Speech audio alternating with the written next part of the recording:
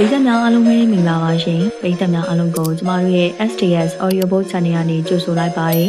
ကျမတို့ Channel လေးကနေသင်ရေးစံနှံကောင်းများစွာနဲ့ဂမ်ဘီယာဖြစ်ရဲ့စံကျဲစံနှံကောင်းလေးတွေကိုနေ့စဉ်တင်ဆက်ပေးနေရပဲဖြစ်ပါတယ်ဒီနေ့မှာတင်ဆက်ပေးမှာကတော့စာရေးသူနောင်ရိုးစေးရေးသားထားတဲ့အယူသူတော်နဲ့နတ်မိချောင်းဆိုတဲ့ဇာတ်လမ်းလေးရဲ့အစအဆုံးကိုတင်ဆက်ပေးတော့မှာပဲဖြစ်ပါတယ်ဇာတ်လမ်းလေးမစတင်မီကျမတို့ရဲ့ Channel ကို Like and Subscribe လေးနှိပ်သွားဖို့နဲ့ဇာတ်လမ်းတင်များစွာကိုမလွတ်တမ်းနားဆင်နိုင်ဖို့ဘေးနားနိုတီခေါင်းလောင်းလေးကိုလည်းနှိပ်သွားပေးဖို့အမေပါနေရှင်ပြီးတော့ကျမတို့ channel ရဲ့အတန်းဇာတ်လမ်းလေးတွေကို quality ကောင်းကောင်းနဲ့နားဆင်ချင်နေဆိုရင်တော့ VPN လေးခံပြီးတော့နားဆင်ပေးဖို့အတွက်မေတ္တာရက်ခံပါရရှင်ဒါဆိုရင်ဇာတ်လမ်းလေးကိုပဲစတင်လိုက်ပါပြီဟေးလူပြိုကြီးဒီနေ့ဖျားပွဲရောဘဲနဲ့လေစွန်းတော့မှာလားရုတ်တရက်လောက်ဝင်နှုတ်ဆက်လာတဲ့ကြော်မွေးရဲ့အတန်းကြောင့်လူပြိုကြီးမောင်မျိုးတယောက်စိတ်ဆိုးရခက်ဒေါသထွက်ရခက်နဲ့လက်ကြည့်နေမချီပြုံးပြုံးမိရတယ်လူပြိုကြီးရီးမနေနဲ့ပြမိတာကိုဖြစ်အောင်ဖြစ်လာမှာပေါ့မလုံးနဲ့ဒီနေ့မှမဆိုရင်တော့ခမ ्या ကိုခမ ्या စိတ်နာပြီးတော့မိချောင်းအိုင်တွေကိုခုံချလိုက်တဲ့မိနော်ဒီပြိုကြီးမောင်မျိုးစကားကိုတုံ့ပြန်မှုမပြုတော့ပါဘူးတရှူရှူဒေါသထွက်ရင်းနဲ့ခက်တုတ်တုတ်ပဲအိမ်ပြန်လန်းစီကိုခြေလန်းလိုက်တော့တယ်အနောက်ဘွားစီကကြော်မိုးရဲ့ရီမိုးတန်ကတော့ကက်လီယက်သားလိုက်ပါလာလေရဲ့ဒီပြိုကြီးမောင်မျိုးဆိုရင်တော့ရိုးကုန်းရွာမှာမတိတူမရှိကြပါဘူးရိုးကုန်းရွာမှာအသက်20မကျော်ခင်အိမ်အောင်ပြုတ်တဲ့ကြတယ်ဒီထဲမှာမောင်မျိုးတယောက်သာဘလို့အကြောင်းမှမသိပါဘူးအသက်30ကျော်လာတဲ့တိုင်အောင်အိမ်အောင်မကြချစ်သူကြီးစားတော့မရှိဘူးပါဘူးဒီတော့တရားလုံးကမောင်မျိုးကိုမြင်တာနဲ့ထင်းကိုစားနောက်ကြတာပါပဲကြာတော့မောင်မျိုးကဒေါသထွက်ရတာပေါ့ဒီနေရာမှာမောင်မျိုးတို့ယူကုန်းရွာရဲ့ဒီနေရာအကြောင်းနဲ့အပေါ်မှာကျွန်တော်စားနောက်စကားပြောသွားတဲ့အထိကမိချောင်းအိုင်ပြီးတော့ဖျားပွဲဆိုတဲ့အကြောင်းရဲ့ကိုပြောပြရအောင်မေမောင်မျိုးတို့ယူကုန်းရွာရဲ့အနောက်ဘက်အချမ်းစီမှာမိချောင်းအိုင်လို့အမည်ရတဲ့အိုင်ကြီးတိုင်တည်ရှိတယ်အကြေအားမိုင်းနဲ့တွက်မယ်ဆိုရင်တော့9မိုင်ပတ်ချလေလောက်ရှိနေမယ်။ရေက12ရာသီမခန့်တက်ပါဘူး။ဒီအိုင်ကြီးရဲ့တနေရာကတမိုင်လောက်အကွာစစ်တောင်းမြင့်နဲ့ဆက်နွယ်နေရင်လူယူဆကြတယ်။ဘာကြောင့်ဆိုတော့အိုင်ကြီးအတွင်းစီရာရေတွေအောင်မြေကြီးကြရင်ကြတတ်ပြီးတော့မြေကြီးတက်ရင်တော့တက်တယ်နေ။ဒီအိုင်ကြီးကတဘာဝရေအိုင်ကြီးဖြစ်ပြီးတော့ရှေးပတ်ဝေးတဲ့နေ့အချိန်ကြီးကလေးကနန်းရီနန်းရောင်နန်းရိပ်နန်းငွေပတ်သက်မှုတွေများစွာရှိနေခဲ့ပါတယ်။အဲဒီတော့ဒီအိုင်ကြီးအထဲစီမှာဖြစ်ပွားခဲ့တဲ့စစ်မဲ့တိုက်ပွဲတွေကလည်းမနှဲခဲ့ဘူးတဲ့။ဒါ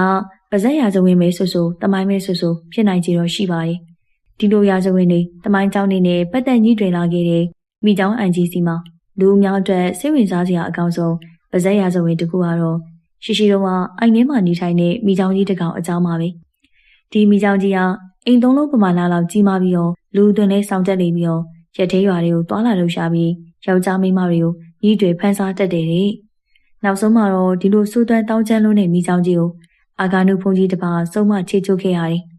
မိချောင်းကြီးရဲ့ကိုယ်ဆွဲနဲ့အိုင်ကြီးရဲ့အရှိပတ်ချမ်းစီမှာကျွန်းတစ်ခုကိုတီးစီရော်တယ်ပြီးတော့အဲ့ဒီကျွန်းလေးပေါ်မှာမိချောင်းမင်းစေဒီလို့တညပြူတဲ့စေဒီတဆူကိုတီးစီပြန်ပြီးတော့ကိုတော်တိုင်းထီတော်တင်လူခဲ့တယ်ထီတော်တင်လူပြီးတဲ့နောက်မှာတော့မိချောင်းကြီးကိုအမြူတေးသွင်းလို့ကြောက်မိချောင်းကြီးအဖြစ်ပြောင်းလဲစေခဲ့ပြီးတော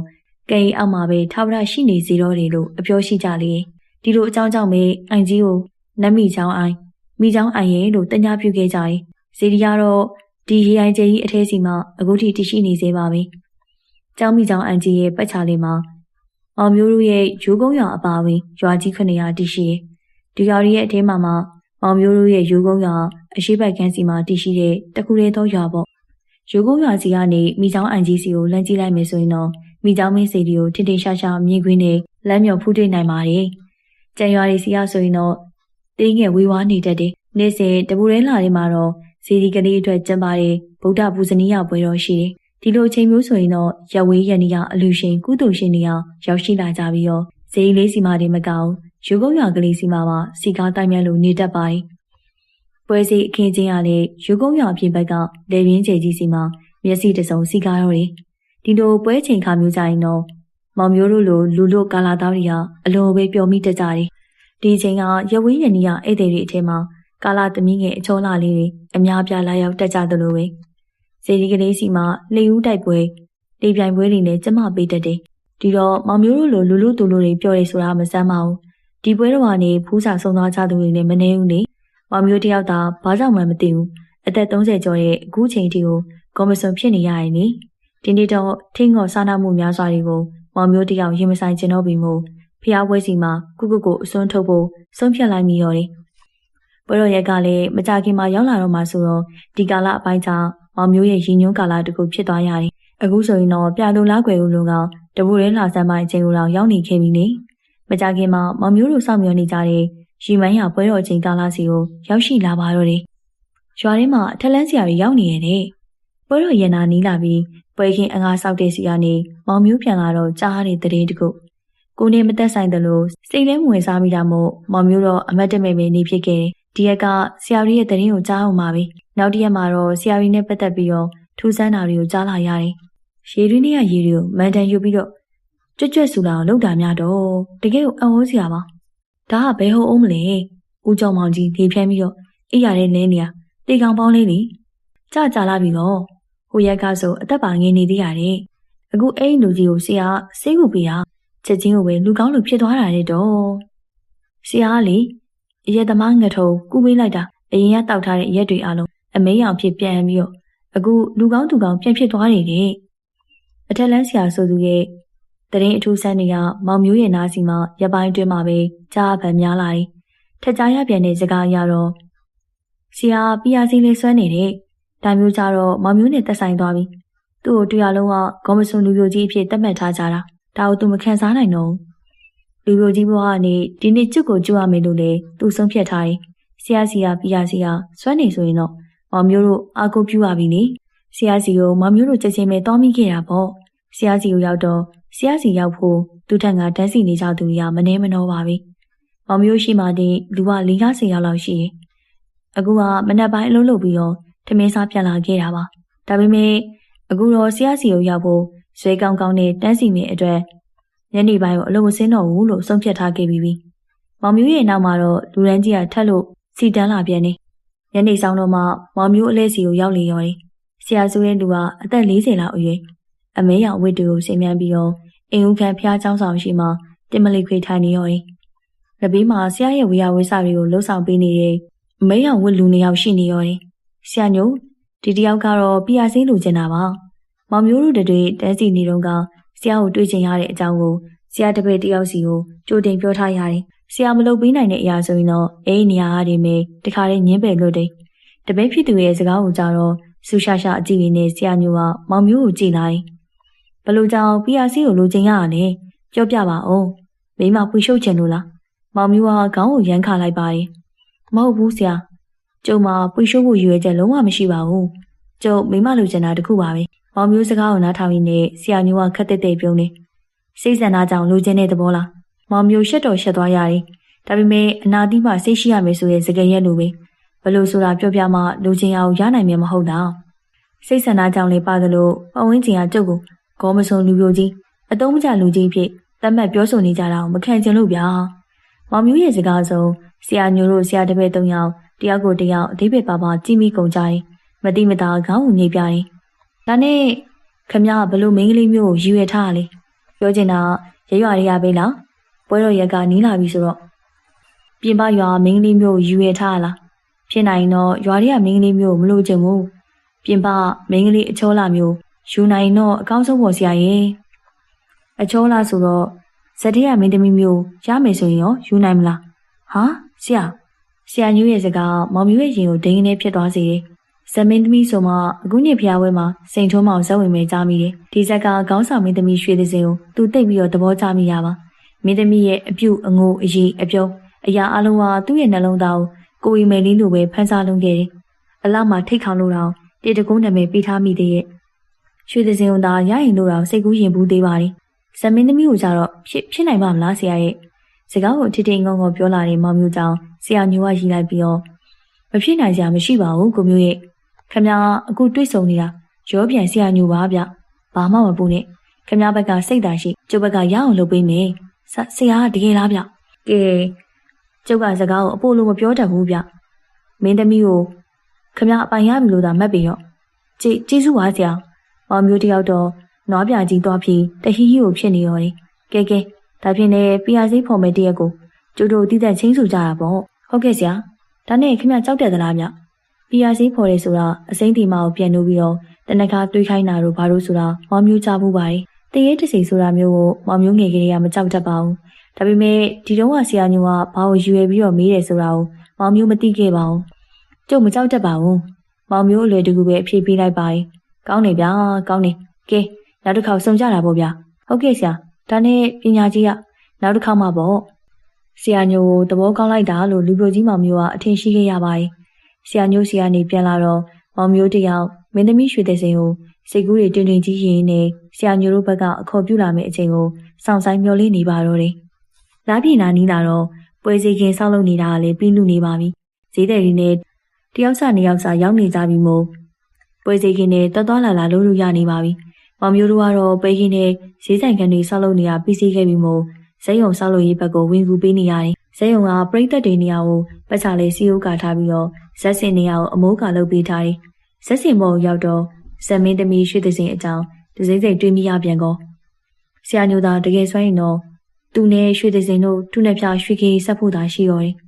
ကိုမောင်မျိုးပြုတ်ကိုမောင်မျိုးအတွေ့ကောင်းကောင်းနဲ့အလုံးလုံးနေမိတော့ခေါ်တဲ့ကြောင့်မောင်မျိုးကလည်းကြည့်ပြီးတော့ဆရာညိုတို့တဲကိုရစံပိုးတို့အေးစီကအငယ်ဆုံးကောင်ကြောက်ပေါ်အေးကြောက်ပေါ်ဘာကိစ္စလဲကွမောင်မျိုးတီတီရဲ့နဲ့စကားမေးဖြစ်လိုက်ပါတယ်ဆရာညိုကလွတ်လိုက်တာဗျဒီညကိုဇိန်လေးစီကနေစောင့်နေတယ်တေတစင်းလည်းရှာထားပေးလို့ပြောတယ်ဆရာညိုတကယ်လုပ်ပေးမှာပါလားဆိုတဲ့အတီးကမောင်မျိုးရဲ့ရင်ထဲကိုတစ်ထိတ်ထိတ်ခုန်လာမိရော်တယ်ဟေ့လူကြီးကျုပ်ဘာပြန်ပြောပြရမလဲဆက်ဆက်စောင့်နေမယ်လို့ပြောပြီးကွာပြောပြီးမယ်ကျုပ်သွားပြီကြောက်ပေါ်လက်ထွက်သွားတယ်လူပြိုကြီးမောင်မျိုးကတော့သူလူပြိုတိုးကြီးဘဝကနေကျွတ်တော့မဲ့ရေကိုတွေးပြီးတော့စိတ်ကူးတွေရင်ကညအတွက်ကိုလည်းအစီအစဉ်တွေချမှတ်နေပါတော့တယ်ညရောက်တော့လူပြိုကြီးမောင်မျိုးတယောက်ဇေးလေးစီကနေနေကလေးနဲ့အတူဆရာညိုတို့အလာကိုစောင့်ဆိုင်နေရော်တယ်တက်ငယ်ကောင်းချချိန်ရောက်ပြီးတော့ဆရာညိုနဲ့သူတစ်ပည့်နှစ်ယောက်တို့ဆွဲချင်းအကြီးကြီးတစ်လုံးကိုထမ်းပြီးတော့ရောက်လာကြတယ်ခင်ဗျားစောင့်နေတာတိတ်ကြသွားသလားဗျဆရာညိုကရောင်းမဆိုင်မှာပဲမေးတယ်တိတ်မကြပါဘူးဆရာကြားလေးရပါရဲ့အင်းဗျာပွဲအတွက်ငပြောသည့်အုံသီးတွေကအရာနောက်ကျသွားလို့ဟုတ်ကဲ့ဆရာကဲကဲနက်ခက်ကမကြခင်စတင်မှာဆိုတော့ငါတို့အိုင်လေးကိုအရင်ဆုံးရအောင်သွားမှရမယ်ကဲတက်ကြဆရာညိုကစော်တယ်ပြီးတော့လေပေါ်အရင်တက်နေရောတယ်သူတို့သုံးယောက်စလုံးတက်ပြီးချိန်မှာတော့ကဲမောင်မျိုးလေကိုကန်လေဘတ်ထဲကိုလှုပ်ကြည့်ဗျာဟုတ်ကဲ့ဆရာအခုချိန်ထိတော့ PRC အတွက်ပဲလို့မောင်မျိုးကထင်မိနေရောတယ်သူစိတ်ကူးနဲ့သူလေကိုလှုပ်ခင်းမိရဲ့ဆရာညိုကတော့လေပေါ်ကနေကောင်းကင်စီကိုမောကြည့်ရင်းနဲ့ဂါထာတွေကိုရွတ်ကလိုက်ပါလာတယ်အချိန်တော်လေးကြာတော့ကန်းနဲ့အတော်ဝေးခဲ့နေပြီရေပင်ကြီးစီကလိုင်းချက်ခွက်တွေကြောင့်လေကလေးကဒူးနေရောတယ်ဆရာညိုကမီးမထိုးခိုင်းတာမို့မောင်မျိုးကလေကိုအပေါင်ထင်းမှာပဲအသေးချာထိန်းတော်နေရတယ်တနေရာကိုရောက်တော့ဆရာညိုကလေကိုရက်ခိုင်းလိုက်ပြီးကဲကိုမောင်မျိုးခင်ဗျားကိစ္စအတွက်တော့ကျုပ်တို့အစီအရင်ကိုလုပ်တော့မယ်ဟုတ်ကဲ့ဆရာညိုကျုပ်ကဘာလုပ်ပေးရမလဲရတယ်ခင်ဗျားလေကိုမရွေ့တော့ငင်းနေအောင်ပဲထိန်းပေးထားတခုတော့ကြိုတင်ပါမယ်နော်ဘလို့ပဲကြောက်စရာကောင်းတာမြင်မြင်ခင်ဗျားစိတ်ကိုထိန်းထွက်ပြေးတာမျိုးပါမျိုးမလုပ်ဖြစ်စေနဲ့ကျုပ်ရှိရဆိုတဲ့အတီကိုသိထားဟုတ်ကဲ့ဆရာညိုတို့ဆရာတပည့်၃ယောက်ကလေပေါ်မှာပဲကြော်ပွဲတွေကိုပြင်ဆင်ကြတယ်ကြော်ပွဲ၃ပွဲတစ်ပွဲစီမှာဖျောင်းနိုင်တစ်တိုင်းအမွှေးတိုင်းနှစ်တိုင်းထွန်းထားတယ်ကြော်ပွဲတွေပြီးနေရောဆရာညိုကကဲငါတောင်းတဲ့ငမောင်မင်းတို့ကစီးရီကိုထိန်းငါအာနာဆက်ခင်းချင်းတော့မယ်ဟုတ်ကဲ့ဆရာညိုကသူ့လက်ထဲကပတိကိုညာလက်စီမှာရစ်ပတ်လိုက်တော့တယ်အောင်ဆက်ကြနှမတီဝပူစရတိရနာကုံမိကန်နေထံတေဝင်ကတမ္ပါဒံဆရာညိုရဲ့အစာပြိုးရွတ်ဖတ်တာမှာအိမ်နောက်တော့ဆရာညိုဟာပါဠိလိုလိုဂါထာလိုလိုအရာတွေကိုထပ်မံရွတ်ဖတ်လေးပြန်နေကျဲပြီးစုံလင်နေတဲ့ကောင်းကင်ကြီးစီမှာတိမ်သားတိမ်တိုက်တွေကအုပ်လန်းလာတယ်ရုတ်တရက်ရေပေကြီးအောက်ကအလင်းစာတွေလင်းပြလာတယ်မောင်မျိုးကတော့လှိကိုထိန်းနဲ့ရုတ်တရက်ပြောင်းလဲသွားတဲ့အခြေအနေတွေကိုကြည့်ပြီးတော့အံ့ဩမိရင်ပေါ့ငတောင်းငမောင်သူထွက်လာတော့မယ်မင်းတို့အသေးချာစောင့်ကြည့်ကြဆရာညိုကထောက်អော်လိုက်တော့ပြီးတော့သူ့လွယ်ထဲက1000တာတာလောက်ရှိတဲ့ကျိန်လုံးလေးကိုထုတ်ပြီးတော့ရေပြင်ကိုတစ်ဖြန်းဖြန်းရိုက်ပုတ်နေရောတယ်ရေပြင်စီကလမ်းချက်ခွက်ကလေးရောရုတ်တရက်ကြီးမားလာတယ်ကောင်းကင်စီကမိုးရေစက်တို့ကျဆင်းလာတယ်ရေပြင်စီကအလင်းတွေရောလင်းတက်လက်မိတ်တက်လက်အချိန်ကြီးကတာမန်မဟုတ်ဘူးဆိုတော့မောင်မျိုးသိမိလိုက်ပါပြီလိုင်းရကျန်းလာတာမို့လေးရလူးလာတယ်ဆရာမောင်မျိုးဆရာညို့ကိုအာကိုတကြီးတန်းခေါ်လိုက်ပြီးတော့ဟေ့လူခင်ဗျားတိတ်တိတ်နေဆရာညို့ကိုအနောက်ရှက်မဖြစ်စေနဲ့ငါတောင်းဟာထောက်လာတော့မောင်မျိုးလေးငြိမ်မိသွားရတယ်ဆရာညိုကရေပြင်ကိုကျိန်လုံးနဲ့ရိုက်နေသေးပါပဲလေးနဲ့မလန်းမကန်းစီကရေပွဲကြီးတစ်ခုဖြစ်ပေါ်လာတယ်မောင်မျိုးကြည့်နေမိတော့မှပဲရေပွဲကြီးအထက်ကနေတာမန်မိချောင်းထက်2ဆလောက်ကြီးမာတဲ့မိချောင်းဖြူကြီးတစ်ကောင်ထွက်ပေါ်လာတယ် မိချောင်းကြီးကိုမြင်လိုက်ချိန်တော့မောင်မျိုးတယောက်အလွန်မင်းမဲထိတ်လန့်သွားလေရော်တယ်ဒီမိချောင်းကြီးကဒီမိချောင်းအိုင်ရဲ့ပါဇက်ရာဇဝင်တွေကနတ်မိချောင်းကြီးဆိုတာမောင်မျိုးသိမိလိုက်ပြီလေဆရာညိုတို့ဟာသူ့အတွက်ပြာစည်းဖော်ဖို့လှုပ်ဆောင်နေရမဟုတ်မှန်းလေမောင်မျိုးရိပ်မိသိရှိလိုက်လေရော်တယ်ဆရာညိုခင်ဗျားတို့မောင်မျိုးလျှို့ထိန်းနေရရက်တက်လိုက်ပြီးတော့မတ်တက်ရက်ကလော်တက်ကိုကိုင်းနေဆရာညို့ဟစ်អော်လိုက်ကြတယ်အဲဒီခိုင်အနီးမှာရှိနေတဲ့ငတ်တောင်းက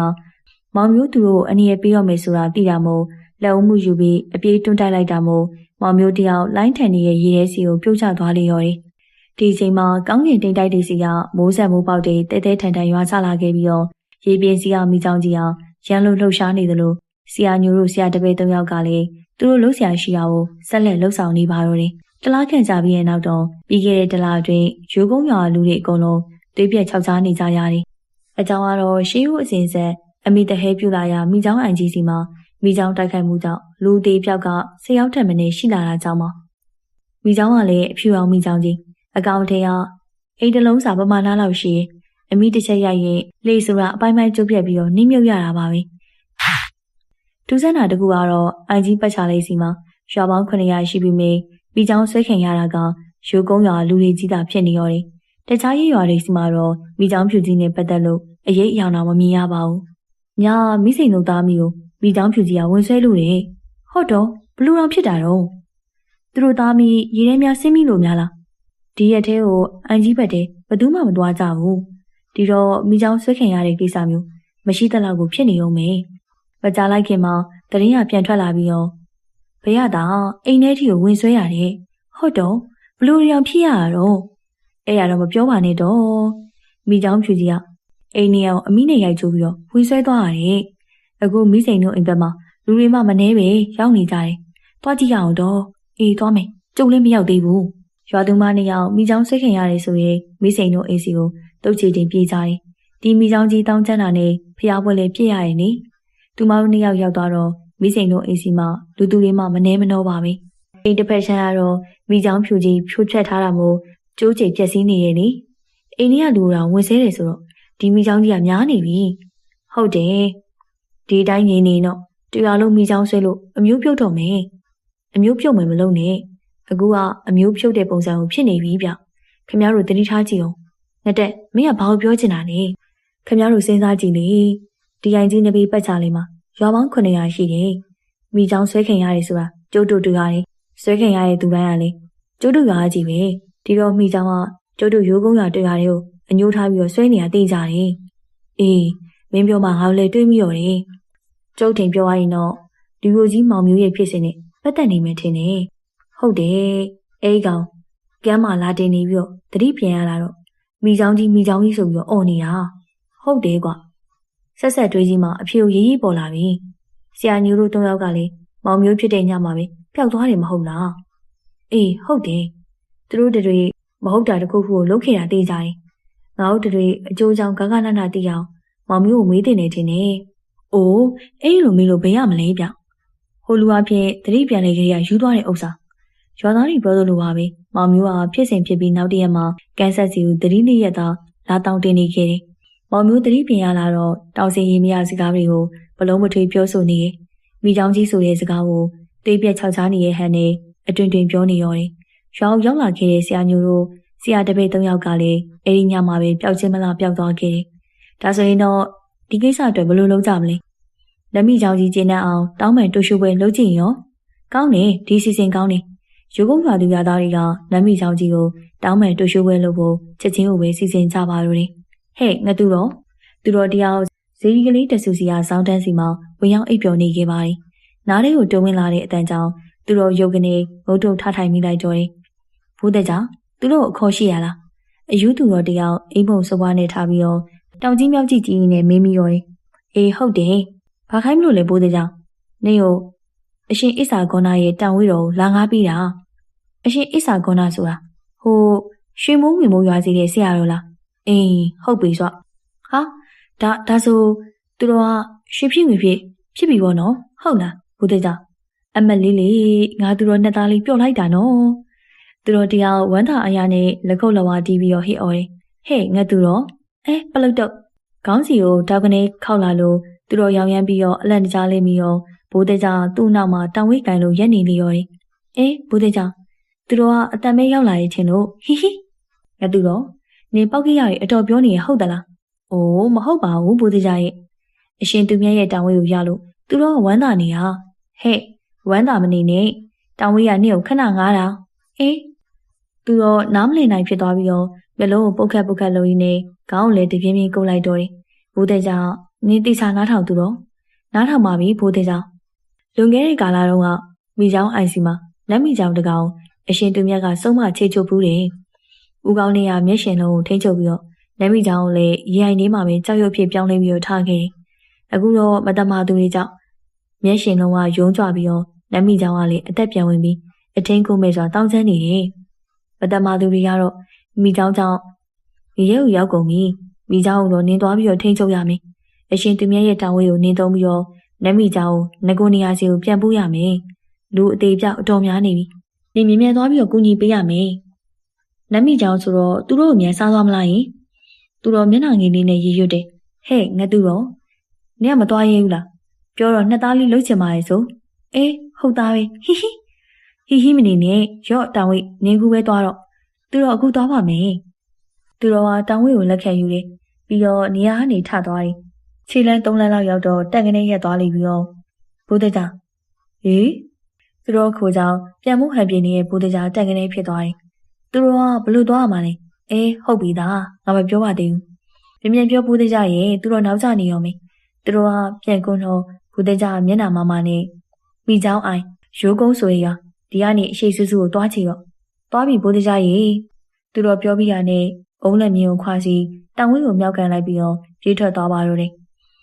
မနက်ခင်းနေထွက်ချိန်ရိုးကုန်းရွာလူတွေမိချောင်းအိုင်ကြီးရဲ့ကန်းဆက်စီမှာစူဝေးရောက်ရှိနေကြတယ်လူသူတွေရဲ့အနေမှာတော့နတ်မိချောင်းကိုကျူမိဖို့နွားဖြူတကောင်ကိုကျိုးတုပ်ချီနှောင်ထားနေရောတယ်ကန်းနဖူးစီမှာတော့ဂရော်ဝဲကိုဝဲထိုးထားကြတယ်အရှင်နတ်မိချောင်းမင်းကျွန်တော်တို့ရွာသားအရှင်နတ်မိချောင်းပေါ်အပြစ်ပြုမိထားပါတယ်ဒီအတွက်ဂရော်ဝဲနဲ့အတူနွားဖြူတကောင်ဆက်တာပြီးတော့တောင်းပန်ဝင်ချအပ်ပါတယ်အပြစ်အလုံးကိုခွင့်လွှတ်ပေးပါလူကြီးတယောက်ကအရှိထွက်ပြီးတော့ဂရော်ဝဲကိုမြောက်လို့အတန်ကြဲကြဲနဲ့ဟိအော်တိုင်တယ်ရောတယ်သူ့ရဲ့တိုင်တယ်မှုပြီးစီးနေရောနွားဖြူရေထဲစီကိုတွန်းချနေရောတယ်နွားဖြူရေထဲရောက်ကန်သည့်အချိန်ရေပင်ကြီးစီမှာအလွန်ကြီးမားတဲ့ရေပွဲကြီးတစ်ခုဖြစ်ပေါ်လာတယ်နတ်မိချောင်းကြီးပေါ်လာပြီဟေ့နတ်မိချောင်းကြီးပေါ်လာပြီခေါင်းဖြူဖြူကြီးအမလေးလဲပင်းလောက်ကိုကြီးပါလားဟိအော်တန်နေရဆင်ញံကုန်ကြတယ်မိချောင်းခေါင်းဖြူဖြူကြီးကရေပြင်ထက်စီကိုတိုးတက်လာလေရောတယ်ဟေးအားလုံးမရက်ကြစိုးသွမ်းနေရဲ့မိချောင်းကိုဆုံးမဖို့ငါသူတော်နှစ်သားလေးရောက်လာပြီကျေလောင်နဲ့ဟိအော်တန်နဲ့အတူလူအုပ်ကြားတွေကနေတောင်ဝေတခြားကိုမြောက်ပြီးတော့ပြေးထွက်လာတဲ့သူယူတယောက်သူယူကြောင့်နွားဖြူကိုတွန်းချနေတဲ့သူတွေရက်တက်ပြီးတော့ကြည်လာကြတယ်ကန်းနာကိုရောက်နေပြီဖြစ်တဲ့မိချောင်းကြီးအောင်နွားဖြူကိုမစားရသေးတာမို့ဒေါသထွက်ပြီးအမိကြီးနဲ့ရေပြင်းကိုတပြန်းပြန်းရိုက်နေရောတယ်သူကပြင်းနေတာကိုမရက်ပါဘူးတရှိန်ထိုးပဲပြင်းနေကန်နဘေးကတ်နေတဲ့မိချောင်းကြီးရဲ့ခေါင်းပေါ်ကိုခုန်တက်သွားတယ်သူရဲ့လက်ထက်ကတောင်ဝေးကိုမြင်တော့မိချောင်းကြီးကအနောက်ဆုတ်ပြေးဟေးဒီလူမိချောင်းစားတာခံရတော့မှာပဲအကုန်လုံးကဝိုင်းအောင်ကြပြီမေသူကမိချောင်းကြီးရဲ့ခေါင်းပေါ်ရောက်သွားခဲ့တယ်ပြီးတော့မိချောင်းကြီးရဲ့ခေါင်းကိုတောင်ဝေးထောက်ကဆိုင်ရင်းနဲ့တင့်ကိုငားနိုင်ပြီတင့်နေရတင့်ပြန်အရှင်သူမြတ်ကိုစားငါသူတော်အမိတ်အိမ်လိုဟစ်អော်လိုက်နေရောတယ်ဒီခါမှာတော့လှူရှားနေတဲ့မိချောင်းကြီးအောင်ရုတ်တရက်ကြောက်ရွံ့တစ်ခုလိုပဲတန်ကနေငြိမ်သက်သွားလေရောတယ်ပြီးတော့ရေရောက်စီကိုနှင်းမြုပ်လာလေရောတယ်သူကတော့မိချောင်းကြီးကောင်းထက်စီမှာတောင်ဝေးထောင်ရင်းနဲ့မမက်ရက်နေရမတုံမလုံးနဲ့ကမ်းပေါ်ကလူတွေကတော့ထူးဆန်းတဲ့မြင်ကွင်းကိုအာမေလေးတန်တောင်မထွက်နိုင်တဲ့အထိပါဇက်အဟောင်းသားနဲ့ငေးကြည့်နေမိရောတယ်တိတ်မကြလိုက်ခင်မှာပဲမိချောင်းကြီးရောသူယူပါရေရောက်စီကိုနှင်းမြုပ်လာခဲ့ပြီးတော့ပြက်ွယ်သွားခဲ့ပါတော့တယ်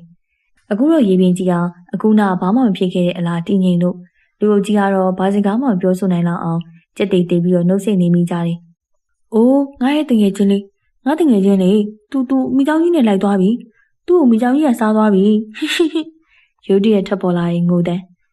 န်းနဲ့အတူလူအုပ်ကြားတွေကနေကမ်းဘက်စီကိုယောက်ျားတစ်ယောက်အပြေးထွက်လာတယ်။အဲသူကလှည့်ပြားခံရပြီးတော့သွေးပြက်ဖွယ်ရအဖြစ်ပြက်တွေကြောင့်ယူနှမ်းသွားသူမောင်မျိုးကလွဲပြီးတော့ဘသူဖြစ်နိုင်ပါအောင်မလဲ။ပရိသတ်များရှင်စာရေးသူနောက်ရိုးစေးရေးသားထားတဲ့နတ်မိချောင်းဆိုတဲ့ဇာတ်လမ်းလေးကတော့ဒီမှာနေပြီးဆုံးသွားပါပြီ။နောက်ရမြမှာလေးဇာတ်လမ်းကောင်းများစွာတင်ဆက်ပေးဦးမှာမို့အားပေးနားဆင်ကြပါအောင်နော်။အားလုံးကိုကျေးဇူးတင်ပါတယ်။